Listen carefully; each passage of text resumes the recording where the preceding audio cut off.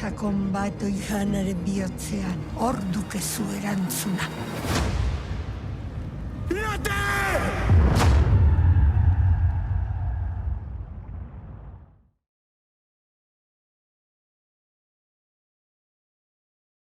Bueno, yo creo que desde crío, cuando mis padres me llevaban al monte, pues me decían, en este bosque vive Basajaun, en esta cueva vive Mari, en estos ríos están las lamías, ¿no? Entonces yo siempre he tenido esa obsesión sobre la mitología, ¿no? Es algo que me ha encantado desde niño, la fantasía, los monstruos y demás. Y bueno, siempre me ha gustado contar historias, ¿no? Yo estudié Bellas Artes y en principio no tenía idea de hacer cortometrajes, o sea, o a dedicarme al cine, mejor dicho, porque para mí era algo que no se podía hacer aquí, especialmente el género que a mí me gustaba, el género fantástico, aquí no se hacía, entonces no era algo que ni siquiera me planteaba. Entonces yo entré en principio para hacer ilustración. Allí tuve asignaturas de audiovisuales y encontré en el audiovisual precisamente la herramienta para poder contar las historias que yo quería contar, ¿no? Estas relacionadas con el género fantástico, monstruos y mitologías.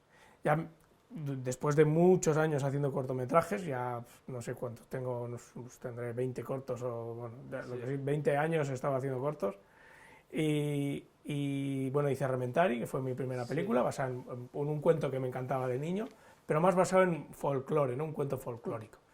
Sin embargo, yo siempre he tenido esa necesidad y obsesión en la mitología vasca, que es una mitología mucho más telúrica, arraigada en la naturaleza, y además quería hacer una película medieval, de espada y brujería, ¿no?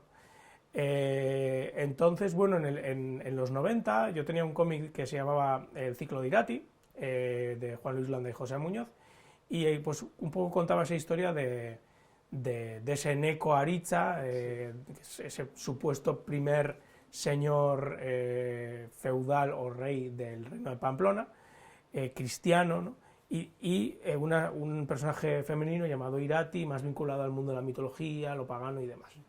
Entonces, ese cómic bebía de una fuente original, que era la mitología vasca y la historia, de la zona del Pirineo, de ese reino de Proto-Navarra, ¿no?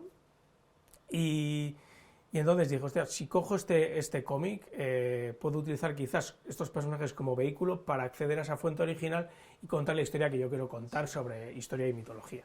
Entonces conseguí los derechos del cómic y transformé absolutamente la historia, añadí acontecimientos históricos nuevos como la rata de Roncesvalles, las relaciones familiares musulmanes y cristianos de la época, de la zona de Tudela, los Banu Qasi, y luego también pues centralizar más la película a nivel mitológico en la figura de Mari, que es la figura que más me interesa de la mitología vasca, porque la trato como una diosa madre paleolítica, ¿no? Más telúrica, y todos esos hijos que tiene, que la rodean en ese panteón mitológico. Entonces básicamente ha sido eso, o sea, la obsesión que yo he tenido con la mitología desde niño, y en un envoltorio de espada y brujería, que es prácticamente uno de mis géneros favoritos.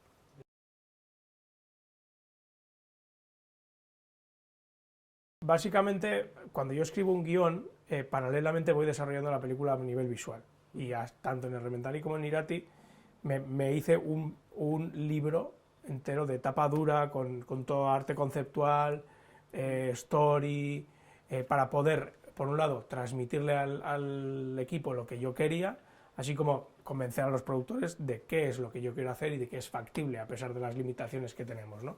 Entonces, suelo ser bastante cabezón, suelen decir los jefes de departamento, que siempre pido más, que soy muy detallista, o sea, muy minucioso, y bueno, al final, como tengo esa herramienta a la hora de dibujar, pues la estética de la película la marco mucho y la intento cerrar desde el principio.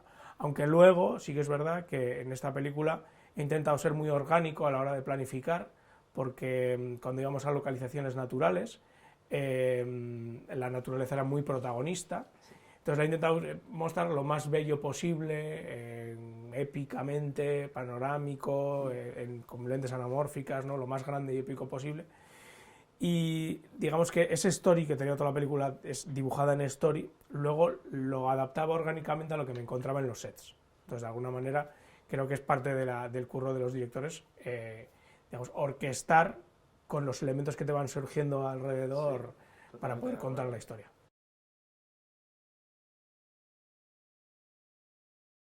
A mí lo que más me gusta precisamente es el género fantástico, porque creativamente disfruto muchísimo, ¿no? Porque tienes que diseñarlo todo, las criaturas y demás. Luego me encanta el histórico también, porque es muy interesante, la documentación, sobre todo en épocas donde hay batallas, disfruto muchísimo con las coreografías, por ejemplo, a la hora de diseñar los combates y demás. Entonces, yo creo, me veo quitando lo que es el género fantástico, igual vinculado al género fantástico, el terror también me encanta, o sea, me gustaría hacer películas de terror, terroríficas, pero luego también me gustaría, por ejemplo, hacer cine de acción, porque la verdad es que disfruto mucho planificando y generando escenas imposibles, con peleas y demás, ¿no? Así con mucho ritmo y acción. Aunque también me gustaría hacer comedia algún día. ¿Sí? Seguramente ¿Comedia? muy negra, y seguramente con monstruos, pero sí, la comedia me parece uno de los géneros más elevados que hay.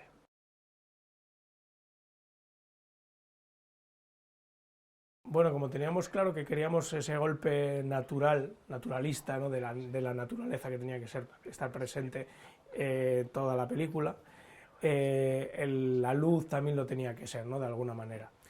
Hemos ido a localizaciones imposibles, como cuevas que había que bajar 20 metros, 200 metros, 20 minutos andando a cavidades de donde luego no podíamos salir durante todo el día, a montañas, ríos, bosques, ¿no? De muy complicado acceso.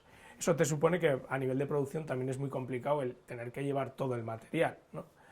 Entonces, yo cuento siempre con Gorka Gómez, que es el director de foto con el que trabajo prácticamente en todos mis cortometrajes, nos entendemos perfectamente, y hemos planificado la película en exteriores en base al sol, para poder tener las imágenes más bellas, así como en la oscuridad con fuego, ¿no? Sí. Para generar ese expresionismo. Una cosa muy buena que tiene Gorka es que consigue con luz natural una fotografía muy expresionista, muy contrastada, con sombras, con líneas de luz, ¿no? Sí. Pero a la vez muy naturalista, que es lo que nosotros buscamos con el tema de la naturaleza.